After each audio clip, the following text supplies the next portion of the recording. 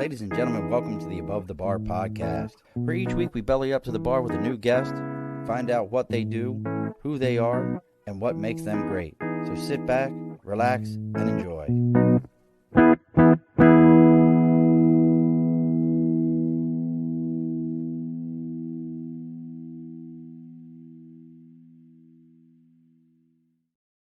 Alrighty, folks, welcome back to the Above the Bar podcast. It's your host, Sean. We've bellied up to the bar today. It's another Wednesday. It's another great day to be joining us, and it's finally started to rain here in New York, and we don't have any more of the mystery smoke. And for those of us that have served, we laugh at this because we've all lived through controlled burns. Everyone on the West Coast deals with this every year with these smoke clouds, but somehow on the East Coast, it was a magical thing that none of us had ever seen. And oh my gosh, how are we going to deal with it? So it was a great laugh. Or if you've dealt with the burn pits in the military, you find it even funnier. But we have lucked out today. We have a beautiful woman. Not often do we get these at the bar because it's just my face. And then, so we lucked out. She's bringing us lots of energy and going to talk about how confidence is the most attractive thing you can wear, and how people can help people, and mostly how I love this line, how empowered women can empower women and not be mean to each other, because we've all seen Mean Girls. So bellying up to the bar today, and I had to take a few minutes for her to educate me on how to pronounce her name properly, because as you all know, I just butcher names. We have Miss Xiomara Escobar. You didn't know you were getting applause, did you? I sure did not. I love it. Well, first of all, I want to thank you, Sean, for having me on your show. I love the whole concept and idea. I love the fact, can I have a glass of champagne at your bar? Yes, actually, it's in this box. Can you see the box? In this box. Amazing. Right here. Uh-huh. So we do have champagne.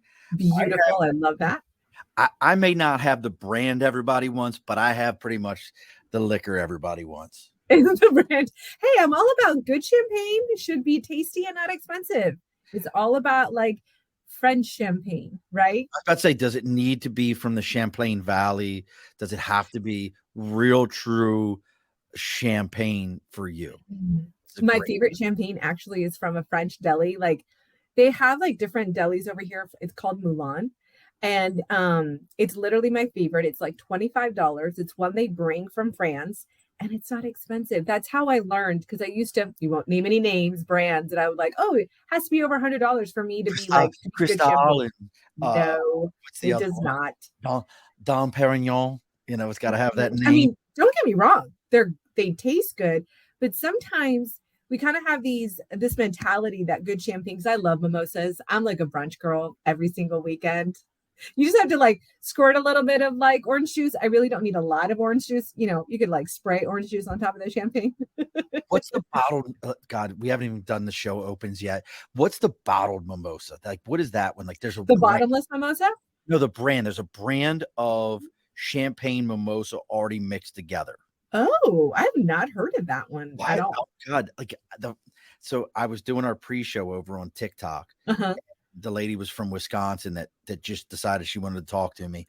And I always tell people, like, my friends were from Grafton and Madison, Wisconsin, and I've never seen bigger drinkers in my life than Wisconsin. That's like a different level. Yeah, it's a different level. Like they're like I went to their wedding. I was in their wedding, and there was a bar across the street, and we all were like, well, we're not going to do whiskey shots before our wedding. We were doing apple pucker shots and just getting ripped. Like there wasn't a sober one of us in the wedding. And then they started passing around this bottle of already mixed mimosa. And I had never had it. And I like don't give me sweet drinks, because my mind doesn't process it right. I will. What's amazing about what you're saying? I'm the type of girl, I have a cocktail, anything tequila and vodka, and I'm like, it's nice knowing you, or a little like whiskey and brandy, right? But I can hang, like my whiskey drinkers and my cocktail drinkers can't hang with my champagne intake, and I'm like, it's like I feel like empowered in a different way. I always think have you ever seen the movie with Tom Cruise, Cocktail? Yes, The yes. greatest line that came out of that movie was champagne in like perfume. Was it in like perfume, out like shit? Because you can drink it, and then when it hits you, champagne will do you dirty. It does. It Oh, does. And mind you, this is way before, like when I actually went to Paris and so to like I went to the Champagne region. I was so not educated on, and I kept on thinking like I was like a poor 20, in my 20s, early 30 girl, and I'm like, oh, I couldn't be able to like hang or like everything has to be super expensive, not realizing that over here with all the taxes and blah blah blah is what makes it expensive. Over there, like $20 bottle is pretty good. You know, that's high end bottle. I love it. God, we may not even get to talk about what you're talking about because I love alcohol. no. Let's get some house cleaning done, and then we're going to get into this. So, as always, folks, over my right shoulder is sticker and a cause. If you've got something that you're supporting, maybe you're empowering people. You're a self-help coach. Maybe you've got an organization you're supporting. Whatever it is, you can reach out to me on Facebook, LinkedIn, YouTube, Twitter, Twitch, TikTok, Instagram, even our email. They're all the Above the Bar podcast. You reach out to me. Let me know what you got going on. I'll give you the address. You send me out a sticker. We put it on the big board. That's free advertising for you. Once again, sticker and a cause, Facebook, LinkedIn, YouTube, Twitter, Twitch, TikTok, Instagram, Gmail, all of it, the Above the Bar podcast. Then the other side, we got to talk about our sponsor. They're actually a Southern California company originally, but I've got them out here. It's Budget Blinds of East Greenbush. And let me ask you like this. And you're a pretty stylish lady there, Xiomara. You're a pretty stylish lady. So window covering, window treatments. You ever go to somebody's house and you're like, oh, look at those. Is that grandma's window coverings? Yes, Like they got wood totally. blinds, they got wood blinds up and they look like they probably came across the Oregon Trail or something like that. Well, maybe it's time to give your windows a stunning makeover. Look at Tamara. She's all about a stunning makeover. And we want to introduce you to Budget Blinds of East Greenbush, your go-to destination for stylish and affordable window treatments. That's awesome. Here's an idea for you. I want you to picture this for a moment, Samar. Beautiful custom window blinds, perfectly complementing whatever decor you have in your house. You just moved. This might be something to think about. Decor in your house, providing privacy, blocking out harsh sunlight. And guess what? You're going to get the blinds of your dreams just as easy as calling them, because they're going to come to your house. They're going to measure for you. They're going to show you the material in your home. It's a free consultation, free measurements. Before they leave, they're going to hand you an actual document that says, hey, this is what it's going to cost to do this. And we're talking blinds, shades, shutters, drapes, whatever you want to fit the project you're looking at. What do you think about that? That's a pretty good deal. It is, especially it sounds simple, and sometimes they can make it too complicated. That's the thing. And nobody wants to come to your house anymore. Everybody's like, you can come to our showroom, and then Yes. you ask them, you're like, well, I don't know how this is going to look on my paint or in my windows or with my view. And everybody's like, you can take a picture. You can take a picture. Well, they're going to come out. And if you mention to them that you're there to belly up to the bar, they're going to give you a 10% discount off your entire order. So that's budget. Not a bad deal. So that's Budget Blinds in East Greenbush, 10% off. Look, and my buddy James, I'm going to plug James for a minute because I love James' project. James has been on here with us. Shag carpet. I love it. You know what, James? It's funny you say that. I know the guys at Budget Blinds of East Greenbush, and they were telling me they were just in a home, had great furniture. And they actually told the person, you know what would look good in your living room? A old school shag carpet, like a throw shag. I like shag, so I think it's good, especially if you don't have pets or kids running around. Shags still look good to me. But this is one. I'm gonna plug him for a minute. I gotta plug it. What James has got going on. Let me ask this, Xiomara. How many pictures are on your phone? 9,000. And I clean my phone, mind you. 9,000. And when we were growing up, I don't know about you, but I have photo albums from my grandmother and great grandmother that like none of us know who's in those pictures. None of us know who's left there. My art kit is you can go and you join, You pay. Your pictures are never lost. You can verbally put on there, that's grandma, whoever, that's aunt, whoever, that's my friend, whoever. You can leave a message for each of these pictures. They never disappear. Do you know if you didn't touch your Google for 2 years that they delete everything? I didn't know that. For reals? Yep. 2 years you don't touch Google because remember, it's a server. So they just delete everything on you. Oh, So my art kit, it never goes away. And even more impressive, heaven forbid, knock on wood, you have a family member that maybe they're ill and they have somebody that they want to leave a message that they know they're never going to be able to, it's an infant or something like that.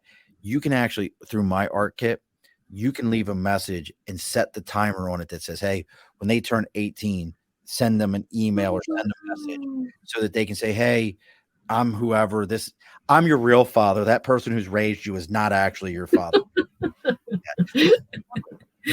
Definitely, folks, check out my art kit, MYARKIT. Give James contact. Let him know what you got going on. And trust me, you will love it. So, all right. So, Miss Diva, we are open. We are ready to happen. You got your water after this. You said, I love that you were like, I got Bible study and then wine. That is so Jesus and some wine. And you're drinking water and he turned water into wine. So you got to go listen. And then, and what is it right now? I do my Bible. I love when people are like, you go to church every Sunday and Bible study? Yeah. Yes, I do. I listen in the morning. What is it right now? Is it Matthew? We're doing Matthew right now. Is it Matthew? Are you doing Matt? No, I'm doing Judges. Judges. Oh my God. Yeah, it's one of those like very drama. I'm actually surprised that they haven't made more movies out of Judges. Like, really? A lot of stuff going on in there. You're just like, dang, it's like Game of Thrones, but like Bible stuff, like Bible history. Just a lot going on in there. When you get it, well, I mean, it has to be Matthew. I'm almost sure it was Matthew. I was just reading, and I was a Catholic kid that became Methodist, and you read it all, and then you forget about stuff. I completely forgot about this guy who, Legion. Have you ever heard, the story of Legion? Have I heard the story of Legion? You know the story of Legion? So this is like, and it's so mind-boggling to me. So Jesus goes into this town, and there's all these tombs, and there's this guy, and he's ripping chains off. They tried to chain the guy, and he's walking around. He's breaking chains off of his legs. He's breaking them off his neck, and he talks to Jesus, and Jesus is like, "Look, man," and I'm paraphrasing. Look, folks, we're not going to go right. I'm not going to go into old English or nothing, but basically, Jesus is like, "There's demons in this guy," and they're like, "We're more than a demon. It's like either 20 or 200. And they actually say there's a legion of us in here." And he's like, okay, yes, it is. Okay, gotcha. This? And he's getting ready. He's getting ready to expel them all. And they're like, before you expel us all, let us go into those pigs.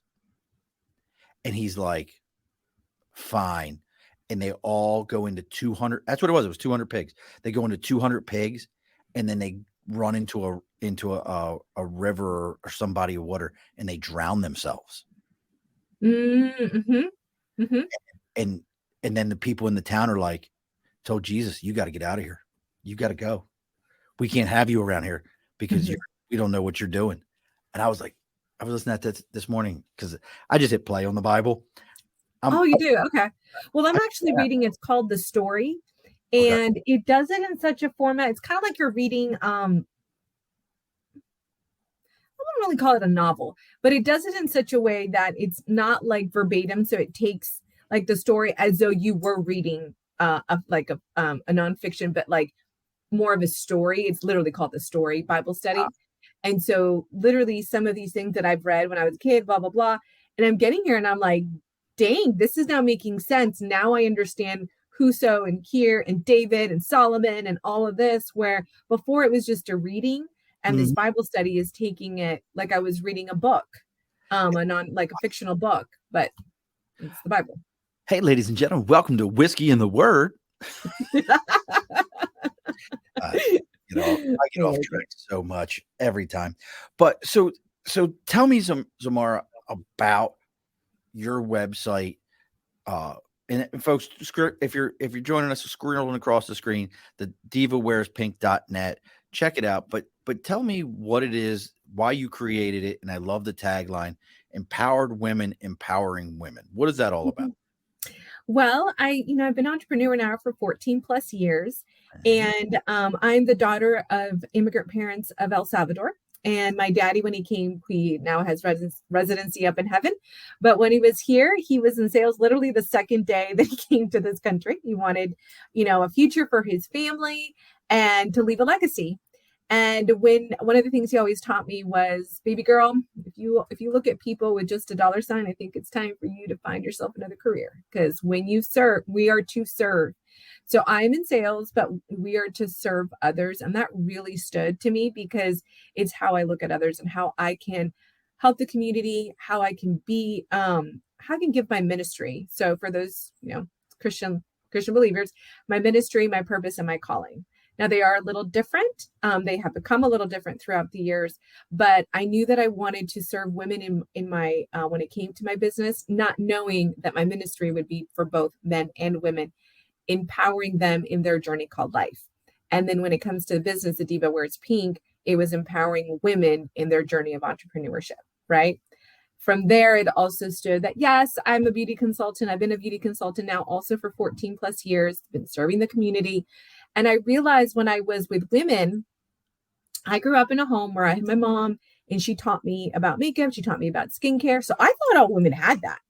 And then as I was starting to serve and go to nonprofit organizations, I realized that like the basics, either they weren't taught at home, they didn't want to ask questions, and women started kind of like mirroring whatever they saw around them, either friends. Now we have social media. Back in the day, it was like what they were seeing on the magazines, and the indoctrination that we have that you got to put on a lot of makeup to feel confident. And my other tagline is confidence is the best makeup you could ever wear, because the woman you see the woman you see in the mirror is the women you're going to go out there. So if in the mirror you're negative self-talking to yourself, no matter how much you put on the makeup, you're constantly negative talking to yourself. And so when I was coming to these ladies and teaching them about makeup and skincare, I was realizing that negative talk. And then we would have conversations. And that is how the inner beauty started, because how they saw themselves didn't matter how much I helped them out. And I'm all about what is beautiful to you, right? So I love like color.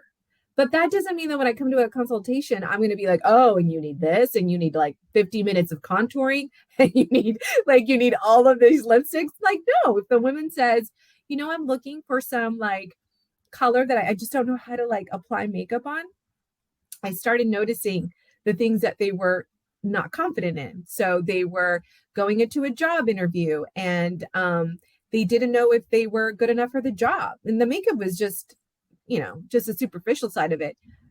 But how they were going into the interview, again, was that negative self-talk. So as I started talking more and more about it, I also thought, aren't women, because I grew up in a home where like self-esteem, I don't have any children, but my girlfriends would always tell me, oh my gosh, when you talk to your doggy. I'm sorry. I have a lot of kids, so I had to give you cheers for not having any. Hey, the Lord did give me the desire for family, but I don't have any children. And they would always be like, the way you love your doggy, like, how is it that, and I'm like, well, I mean, I grew up in a home and my mom and again, family and how we were together. And again, I thought everybody had that. And so I was so humbled, and I constantly kept on thinking I didn't have a ministry because I wanted to go to another country, thinking that I needed to serve the Lord. I don't know why I was thinking Indonesia, but I would think about Indonesia. I think we all look, because that's because you've watched every late night TV show, and they love to show us how anywhere over there in Indonesia or Microasia or any of those, they need you. They need you today. Mm-hmm, mm-hmm. Walk out your door, look on the street. They need you to. Exactly. And that's how I learned. My dad used to say charity starts at home. Yes. And I think the biggest thing that we can do, even though I don't have children, I think the biggest gifting that the Lord has given us when we have families is it starts from home, right? Like it literally starts from home. So it's that nurturing that you do, the love and the culture that you even have within your home is so more important, because those are our future. Those children are our future, you know? So I mean, I have my niece and nephew, and I just pour on them because I'm like, you guys are our future. And we need to create more leaders within our children, and they're only going to learn. I always tell people, because I've been on Entrepreneur, and with women, they're like, oh, I don't know if I want to go in there. I'm not going to take care of my kids. Your kids should be your inspiration, should never be the block. I grew up in a home where my mom and dad were full entrepreneurs, and I never felt that they didn't miss anything of my life. You know what I mean? Why wouldn't you get them involved? See that? So I own my own business also, and I've made it real clear that, hey, summertime's coming. You're going to work. Like you got to learn what it is, and understanding. And my father owned a liquor store and a bar when I was a kid, so I went to work with him. I didn't go to summer camp. I went and moved cases of beer and opened up, and put things away for my dad. So I completely, and I love the fact that you mentioned about women and makeup and those type of personal care things, because I think, I'm just thinking on the other side.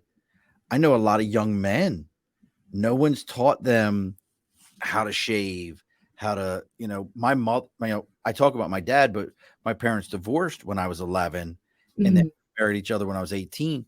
During a lot of that phase, it was uncles that taught me a lot of things about shaving and stuff like that. But even then, I kind of, like you said, I had to kind of figure it out. I watched movies and like, well, this is how they shave. My wife said, why do you have hair up on your cheekbones? I'm like, because I didn't know how to shave, so I shaved. I was shaving all up in here. That's very interesting. So what has been some of the reception that you get? Like, what are some of the places that you bring this to? And I love the fact that you call it a ministry. Yes. It's interesting to me, and I'm going to have to, because you've brought this up and we've kind of gotten into this, I'm going to ask you a question that I heard, a comment I heard recently that really, as a Christian, that I was like, you know what? This person is absolutely correct about something. So what is some of the reception you get, or some of the places that you bring this to where you say, hey, this is what I want to do for people. I want to teach you how to do these things. I want to help provide this to you to build that confidence so you can go out and do that job interview. What has been some of your reception? Reception from people that I'm teaching? People you're teaching, or when you just go to somebody and you say, hey, I want to bring this to your organization, or this is what my organization does. This is what I do. What has been some of the outlook on it? I used to think that and this is before, I remember when somebody was like, oh, I learned it on YouTube. And I was like, how could you learn on YouTube? Because I still wear glasses. And I'd be the person like staring at me like, how do I do that? And so again, because I'm hands-on, and I also understand that not everybody works the same way, I have learned to be very intuitive in the way that I speak to some people, because some people, even before COVID, they preferred more of a teaching style than a one-to-one. So I literally started with one-to-one, and then I would open up and say, I would love to teach this. So I do for Casa Teresa, I teach them once every 2 months, the ladies that are graduating and going into the business and going into their interviews. It's an organization of what was that? What is it? Casa Teresa takes care of pregnant women that have been through domestic violence. And so they actually go through this whole process to get, approved to be in the home. And then what I love about them is they teach them. So the main reason that women go back to their perpetrators is because they feel like financially they can't afford it, and they have children. And it's like, I'm going to have to go back because there's no way that I can be on my own 2 feet. So Casa Teresa teaches them on how to be more independent, how to get that job. And I'm there teaching them interview etiquette as well as makeup. But again, professional makeup that's going to help them out. And that's when I see their face light up and they're like, oh my gosh, my mom never taught me this. Or now this makes sense. Like my kids, I want them to have a better. So it started off as being, you know what? I open up and I say, I would love to do this to serve others. And through those, other connections have happened. But ironically, the Casa Teresa is what feeds my soul. So that awesome. gives me absolutely nothing. I do it out of my time, but it's what feeds my soul. And that's why I'm always reminded about what my dad would say, because we should see people as reasons to serve. And then naturally in our career, I do get opportunities where I'm speaking, where I'm doing this, and I do have a product that I back up. But the Okay. thing is that I don't lead with that. What lead is from my heart, and everything else does follow. That is awesome. Like, I'm lighting up hearing you because I love stuff like that. And now, and this is my question, and I'm very curious. Again, as from one Christian to another, and I try not to use. You know what? I don't like the term as a person of faith. That is such the like. I don't want to admit that I believe in God and Jesus and everything. I'm a person of faith. Mm-hmm. So, do you? Because it sounds like this location is a faith-based location Mm-hmm. that they're going into. Do you let them know that, hey, I'm doing this as my personal ministry, to put the word out there? Because here's what I heard, and I've never asked another Christian this, and I had this past Sunday was such a great Sunday at our church. But I'm curious, do you invite people to your church? Do you make that effort? Because I heard this recently where somebody who was like an atheist, somebody just being a hater, and was like, hey, you say you're a Christian and the number one thing you're supposed to do is spread the word. But yet, when was the last time you tried to get someone to come to your church, or that you actually push that narrative? I don't remember the way he put it. He goes, because if you're not, that's the most anti-Christian thing you can do. How do you ever get, because I love what you're doing. Like, I'm so excited hearing about it. Thank you. Like, do you ever get that opportunity to push that part of the narrative and to push that part of your ministry? And what's that feedback like? Well, one of the things that I've been surrounded when I first started doing business coaching, where I was getting coached business wise. I loved her specifically because it was all about business and it wasn't either or, right? Then we started getting into the energetics, which I believe in. It's, the laws are laws, like the law of gravity is the law of gravity, right? Like there's just certain things that are just true, doesn't matter. It's going to fall either way, right? I believe it or not. It's just the law. And like the law of assumption. Anyways, but the point is that then we started getting into the woo-woo stuff. And I was like, oh, that, when it comes to, I meditate, but I meditate on the word and I pray. So everything that was being taught to me, like what we would call like worldly, I was like, wait a second. Everything is always rooted in a very spiritual base. And I wanted people to hear me and not be like, oh, you're a Christian. Because usually people have had bad experiences at church and with people. Honestly, they haven't had bad experiences with God. They have bad experiences at church and with people. Thank you. I cannot tell you how many times I've said to people, God ain't never done anything to you. Right. God has never done anything to you. Mm-hmm. Somebody who has manipulated the word, somebody who has said that they were doing it for this reason. They have. God hasn't done nothing to you. So why are you so mad? Mm-hmm. And I'm telling you, it's always that. So I don't want people. About 2 years ago, because I was doing my Bible study, and I was like, no, I want my business. I want my career to be more kingdom minded, right? Doesn't mean that everybody that comes across me, like, I'm going to be like, you're going to be a Christian. But I wanted them to know, like, if you look at the world, what are we missing? We're missing love and kindness. There's literally a Bible verse about that. God talks about the basics, right? The fruit of the spirit. And we listen to this Bible verse and we're like, duh, like it should be natural to love, be kind, be patient. And then you look at the world and you're like, we're losing that. We're losing the basics, right? And so my whole thing when I speak, I sometimes, depending on my audience, I will talk about our higher being. Because at the end of the day, even an atheist, this is what I was going to tell you, even with an atheist, I had this conversation. He's like, you are so full of faith, blah, blah, blah. And I said, hey, listen, were you there? Because he was an atheist, but believed that we came from frogs. I'm just saying. And I said, okay, well, guess what? You and me have to have faith. You have to have faith that the fish became a human, and I have faith that God created the universe. None of us were there when it all happened. So guess what? We both have to have faith, even if you don't believe in what I believe. Frogs, I mean, that goes with the whole lizard people theory. I get that. I mean, it's a real thing. That's a good one. But it's interesting, and it kind of, and that brings up my next question, because you are a motivational speaker, you're an author. What are the two things, people fear speaking in public more than they do death. They say that old saying. But I'd be curious if that's still true. That was an old study. I wonder if that's still true. But so when getting up in front of people and speaking, what are, some of the topics that you speak about, or things that you're looking to motivate people towards? Well, it's funny you say that, because your show is all about, like, we would have conversation at the bar, right? Yes. And I like to speak to people like we were having a conversation over cocktails, coffee, or wine, like legit. And so these are the conversations we don't have. Like, we have them superficially, but we don't have them at a deeper level, like the way we look at life. So we can all have a crappy experience, but it's the way we look at it, right? We can't control certain things that happen to us. I mean, we can't live life thinking that we can't control anything. But the point is that we do have to let go of this idea that it has to be this way.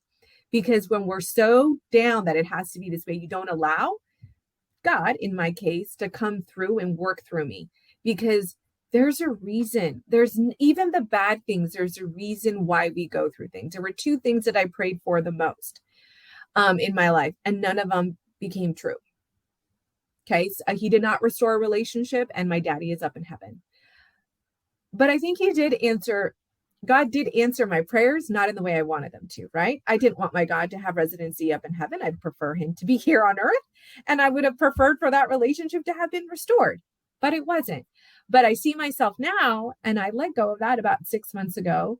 And I see how God has moved my life in a way different direction, because I'm not in this obsessive control thing that it has to be done this way, or this thinking that, like, now I'm behind, I'm feeling this and I'm feeling that. The Lord gave us a heart of abundance, and he gave us promises that we are to keep. So if we keep only focusing on all the things that have gone wrong, well, God made us. There's literally a verse that talks about capturing our thoughts, because he made us. So he knew that as humans, we would regurgitate the same thing over and over and over and over again. And if you read the Bible, like, God, not only is he so smart, he was the creator of us. He made us in such a way, and even in the Bible explains how to be better humans with our mind, because that is what controls a lot of how we see life and the lens through which we see it through. So having these conversations where, rather than just being so polarized on one and what we call toxic positivity, because that is a thing. Toxic positivity is a thing. Yes, absolutely it is. You know what I mean? That is something that I don't believe in. I mean, people would tell me, like, you're really joyful that your dad, like, isn't here. And I'm like, yeah, but I'm not like getting up in the morning and being like, hey, Dad, I'm glad you're not around anymore. Kiss my ass. See you later, bud. I know exactly what you mean. Like, so no, don't believe in that either. But when I tell you that I'm joyful, happiness and joy are two different things, right? I could be happy to go to Disneyland, and then when I leave Disneyland, my happiness can leave, and joy is a state of being. I just heard this. So I've been talking about these books. They're older books, but I love them. I finished the first one recently, and I love the names. The first one's called The Subtle Art of Not Giving a Fuck. Oh, that's my brother's favorite book. I love your brother already. And the other one, same author, is called Everything is Fucked, a book about hope. And the author talks about these exact things. And the one thing he said just recently is in the book that I was reading, the opposite of happiness is not sadness. You know what it is? And it was like a mind opener to me. Lack of hope. It is not sadness, because sadness means you still have hope. You hope things were better, and now you're sad. Anger is you hope things would go the other way, and it didn't go the way you wanted to. Now you're angry. the only opposite of happiness is lack of hope, because at that point, there's nothing. There's no future. There's when nothing. You take away hope. And it's like, and that's, that's what we're talking about here. And that's what you guys are doing with through, and folks, make sure you're checking out the Diva Wears Pink.net. Make sure you're looking. She's got, and I want to talk about this. You've got the the Lady Leadership Challenge coming up here. Yes. That's in June. Or did that happen, or did I miss that? It already happened, but I'm actually doing an extension of it. So if you go on the Facebook, because we were having great conversations about leading ladies. So it was all about, you are the leading role of your life. Act on it. Sometimes we're like the supporting role. Sometimes we're being too coy about it. It's not about being overly confident. It's a difference. It's about being where God has asked us to be. We are to be the leading ladies of our home, or as a mother, or as a career woman. Wherever God has placed us, we are to act with complete confidence in the name of Jesus. And so, but if we act as though we're constantly, oh, well, life is, I'm too busy, which is one of the things that in our society has just become, it's like they're completely stressed. Like some of my friends, I had to have a conversation with her kid's on like 5 different sports, of which only 2 he's interested. And I'm like, you are literally driving yourself crazy. Your kid doesn't even want to do the other 3. Why are we doing 5 sports? Oh, because my neighbor, like we were talking about it, and she has her kid on 5 sports, and it was like, your neighbor. Chasing somebody else's dreams. I love it. And it's such a great point of,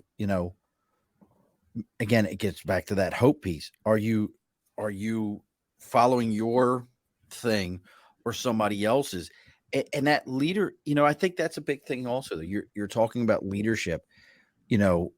How many of us are looking for grounded leaders in our community, or are we, is this where we found our leadership at, inside of a cell phone, inside of social media? We're bombarded with, you talked about joy addiction.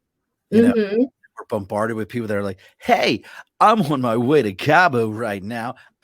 After that, I'm headed off to the Himalayan mountains. I'm going to go ahead and hang out with some Sherpas. And you're like, I'm going into my 9 to 5 right now, and I want to stab myself in the forehead. What did I do wrong? Why is this 25-year-old doing this? And you're like, I don't understand. Where did I make my mistakes at? You didn't make a mistake, folks. No. And sometimes I've had friends of mine who are like, I don't want to be in this stage of life. It could be monetarily, in their career, or relationally, whatever it might be. And I always say, well, what are we doing today for the future, right? It's okay to acknowledge, I don't like where I'm at. Great.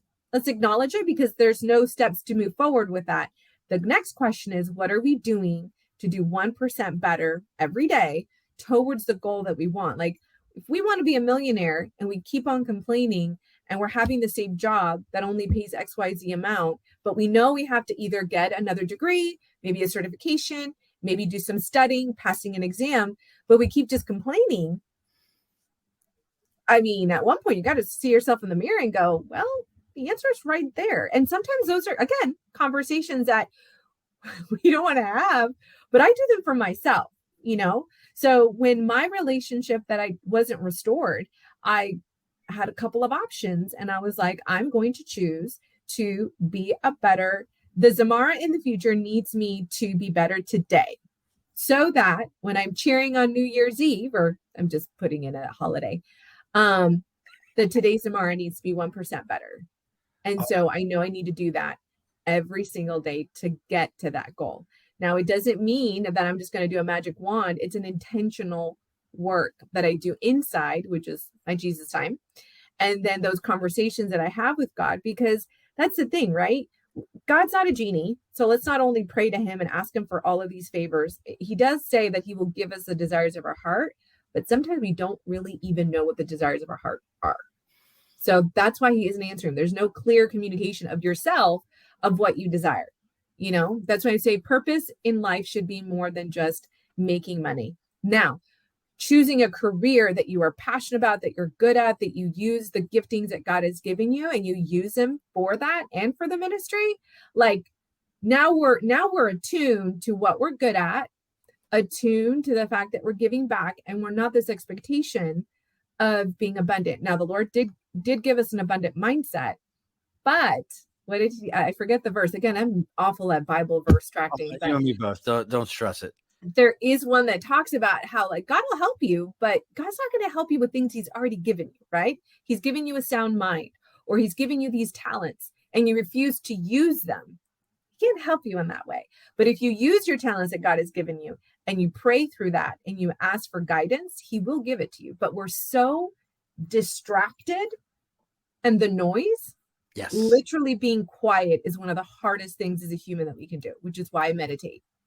I love it. And there is something about breathing, coming together and meditating, which is a very yoga thing to do, but it is a very natural thing for us to do, of which we don't do.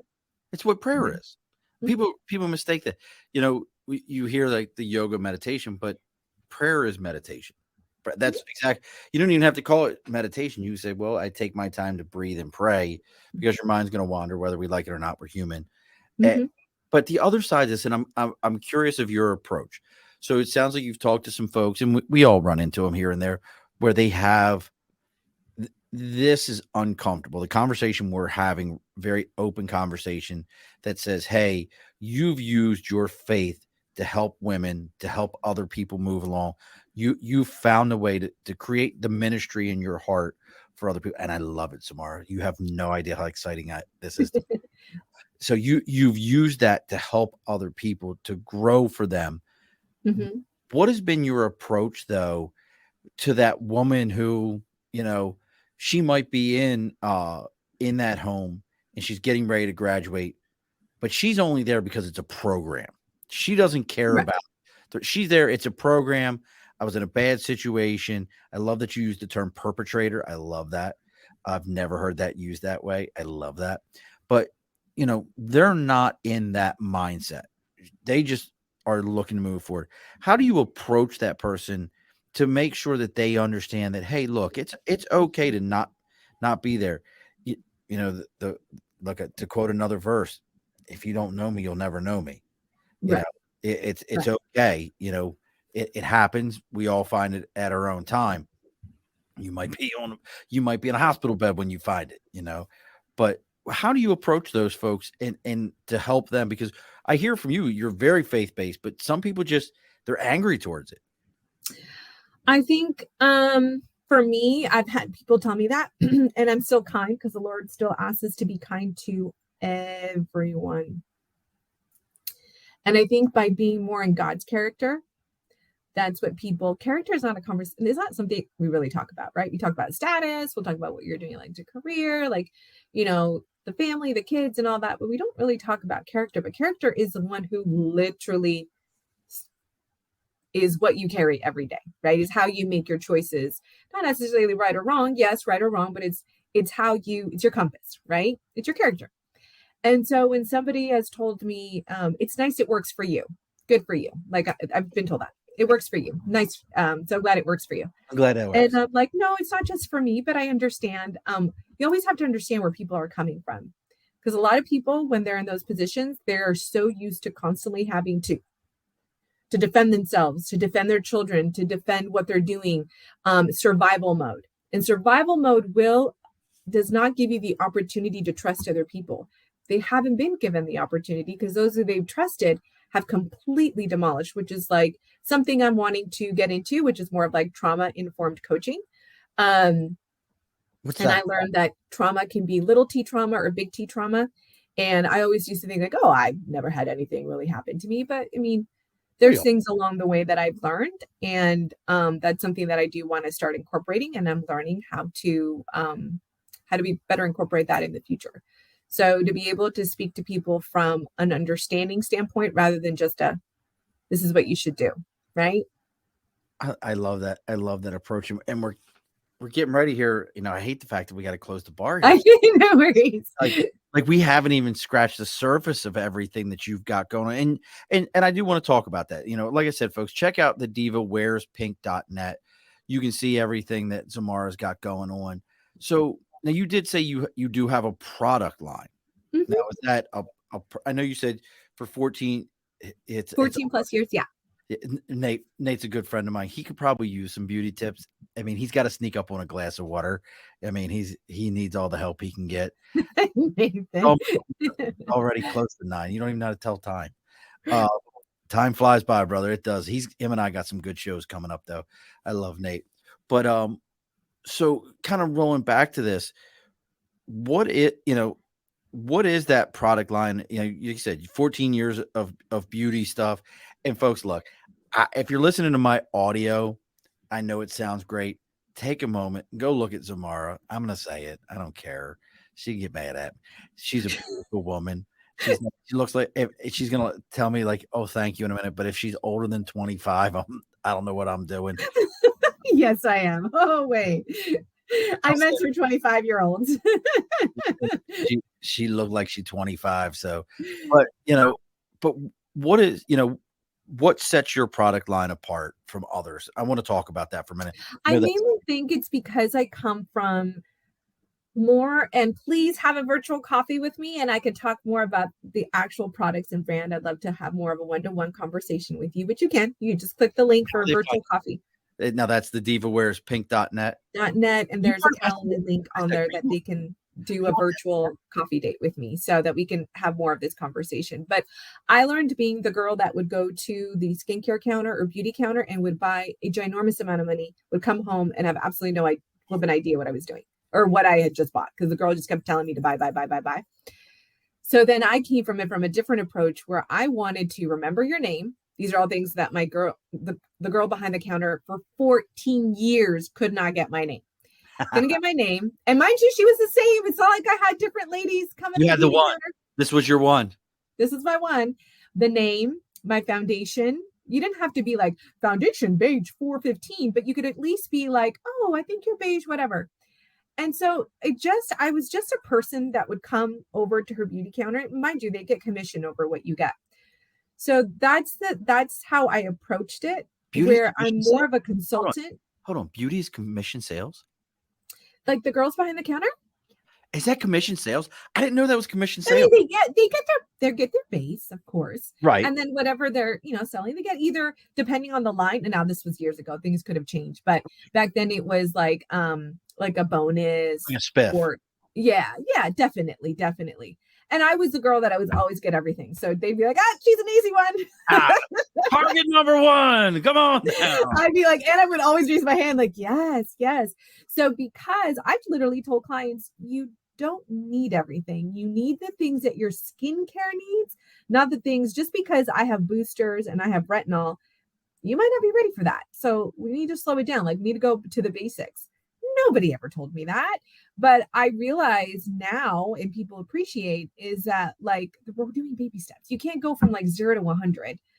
And sadly, social media will tell you, like, you'll see something, you'll be like, oh, it looks so good on her. Why doesn't it look good on me? And I'm like, because you honestly don't know really her skincare. Is she really doing that every single day? Or is she getting other stuff done? Hey, there's no judgment if you have other treatments.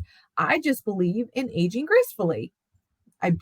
I do, and I believe in my lotions and potions, as my dad would call them. I just believe in consistency and daily use, just like everything, right? Just like reading the Bible should be daily, just like we should be walking and exercising daily and all this stuff that does become like a lot. We just need to slow it down. That's an amazing approach. Now, Nate always has my favorite question. I'm going to take his question, because he always asks the same question, but I'm gonna change it up. So you said mom and dad were originally from El Salvador? Yes. So what is your favorite El Salvadorian meal? Salvadorian meal? It's actually favorite go-to. I want to know El Salvadorian meal. Salvador. Well, you said it quite well. I can roll Salvador.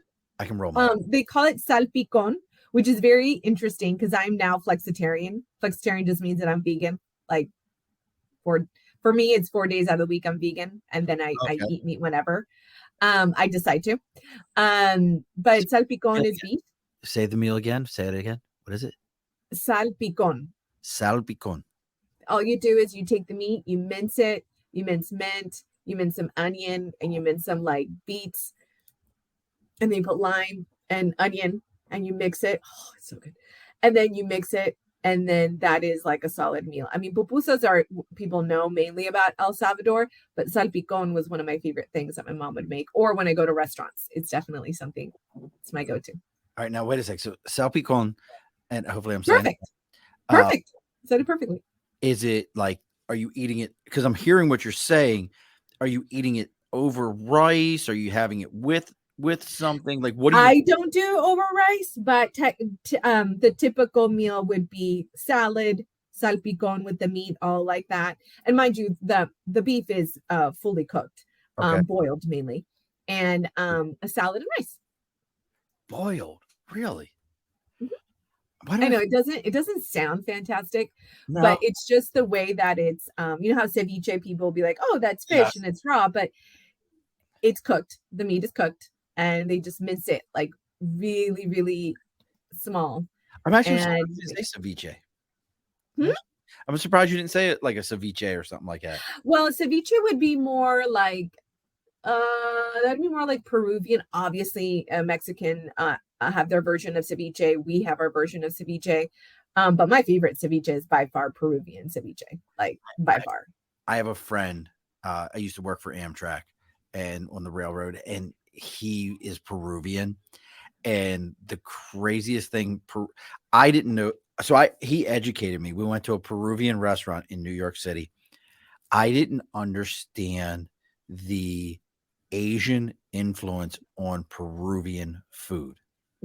Like, we're there, and I'm like, why is this with like new, like this sounds Asian? He's like, he's like, yeah, you dumb white ass. He's like, that's exactly what it is. He's like, we have a huge Asian population in Peru. If I'm not mistaken, I think one of their presidents was Japanese. Yeah, like he explained this whole thing to me, and I'm like, and the big corn kernels, like the yes. What corn that is? Like, you got all excited for those you. I did. I love that stuff. But I was like, I know. Back to food talk for a moment, because there's a fat kid that lives in my soul. My wife will tell you. Tell me there's a new style, a new ethnic restaurant that opened up in the neighborhood. We are there. I'm eating it often. Like we have a Chinese restaurant near us that is straight up legit Szechuan frog hearts, like stuff like that, where it's like, I always put it this way. There's RPI, which is Rensselaer Poly Institute, amazing hockey school and amazing technology school, like engineering school. All the kids from over in Asia, that's where they go to eat. That's my this must be the real place. This is the real deal, because that's where they all go and eat. So, but back to what we were talking about, we're kind of talking about, these were the two things that I've always used to tell people. If you want to know people, where do they eat? Where do they pray? If you know where a community eats and where it prays, you know everything about that community. There's not much more you can say about it than that. And if you say to me, well, they don't pray around here. Well, that's kind of a tough community. Like, there's some problems there. Right. What's going on?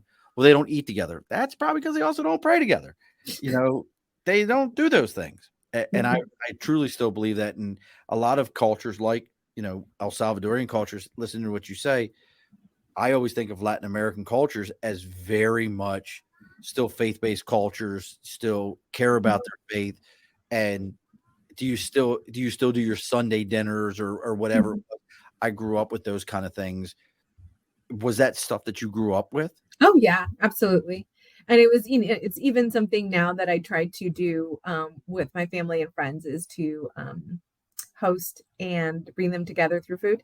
One of the best conversations you can have. There's a sign that I have, which I'm going to demolish, on top of my living, and it's about breaking bread. And it's what a privilege it is to break bread with you, pretty much is the saying. And then, of course, there's a Bible verse at the bottom of it, but it's about breaking bread with people, because that's the thing that we're missing, right? There's so much disconnection And we have so much connection, or we can meet people from all over the world. But in reality, it's those conversations that make us who we are. And that's, as a society, we've kind of missed that. We've missed eating around the table, having those conversations, how our day are going and all that. So well, I think you nail it with that. The table conversation of what your experiences and my experiences. And I know, folks, if you're listening to this, you're like, oh, this is just a big old love fest between the two of them. I promise you, if Xiomara and I sat down long enough, we would find things we don't agree with. I can tell you, I have a friend named Tom, good buddy of mine. Before Tom and I met, I didn't believe in universal health care. I didn't. And Tom will tell you, because as a retired Marine, I believed, go take your ass to a service, serve. When you're done, the VA will take care of you. Mm-hmm. You've paid in. Now you can get some pay back. Mm-hmm. That really was my mindset towards all of it. And then you want to see ugly for a minute? Let me show you ugly for a second. Here, let me show you. Come here, Alan. Come here, Alan. No, look, this is my eldest. Nice. My eldest. Look at that face. That's a face only a chia pet could love. Oh my As he leaves. But you want to see pretty here. Let's see if my wife will come around. This is Aww. Get away from me. Get away from me. This is my children. They all come trading. I got all kinds of this, but see, look how pretty my wife is. There you are. Hi. She's telling me she's not older than 25. Tell me she doesn't look older than. Oh, I'm definitely over 25 for sure. Look at her. She looks. I can't tell either. But Xiomara, I mean, everything you got going on is absolutely amazing. I really love it. You. My children popped in for a minute. You got to. They're all pain in the ass. I'm telling you, I can't. They're good kids who are a pain in the. They all keep coming back. I keep trying to change the locks on the door, and they just keep coming back. Any speaking engagements? Anything you got coming up here real soon? Maybe not soon. I actually had my presentation today, which was really nice. So I'll be posting that on my Instagram. And then I have another one in July in San Diego, and then another one in August. So I pretty much have at least one every month, and it's all locally here in San Diego, LA, and Orange County. Okay. That I have them. But I will be doing, for those who are interested, I did do a virtual summit, and it was just like an hour and a half long out of some goodness. And it wasn't just entrepreneurship. It was like my work besties that had words of wisdom to give. So if you'd like to have a replay of that, when you go onto the website and then go on, like, subscribe to the newsletter, and you can put some notes in there, and I can have and send it over to you. It was a blessing to do, and it was a blessing to work with women that had different hearts and different, all coming together for the same reason, but having different perspectives of life. And that's all. We can find all that on the Diva Wears, and folks, and Wears with an S at the end of it. Wears Pink. Yes, with an S.net. And on Instagram, the Diva Wears Pink as well. So everything is the Diva Wears Pink. Mm-hmm. They can always find you there and reach out. Very easy to communicate with. Folks, take the time. Give Xiomara a follow. Give Xiomara a like. Do that. Take that. And I say this every week. This sounds very cliche. I know for some of us, we hear things like, hey, like, follow, share, subscribe. You hear that and you're like, I don't hear this shit. But reality of it is if you think that what Xiomara's got going on is positive, does matter, is going to be something that's going to make a difference, by you following and liking my show and going on and giving a comment and saying, hey, Sean gave her platform and did something there. By doing those things and giving those comments, that's how these algorithms work, whether we like it or not, whether you think it matters or not. And listen, folks, none of us are Kanye or any of them that like, I've got I follow 7 people, 9 million follow me because I'm that cool. We're not. Stop acting like it. Give somebody your attention. Give somebody your love. Give this show a like and a follow and a share. Give Xiomara a like, follow, and share on Instagram. Let them know what's going on, because that's how this message grows. That's how everything gets better. Look, we've talked about Jesus this whole time. Guess what? It was 12. He started with 12. Now, he did. Look at the rest of us. From 12, we've got a whole planet that knows who he is. So kind of something to keep in mind there. give the divawearspink.net a like and a follow. Give her an opportunity. Now, Xiomara, this is episode 185, so I know you've listened to all 184 other episodes. You poured them into your heart. You listen to all of them, so you know what's about to happen, which is at the end of every episode. And I always say this, and don't log off on me. The guest gets the final word, Xiomara. So what is the final word? Oh, actually, the final words I'd like to take, I want to pour on you and just say that I love what you're doing.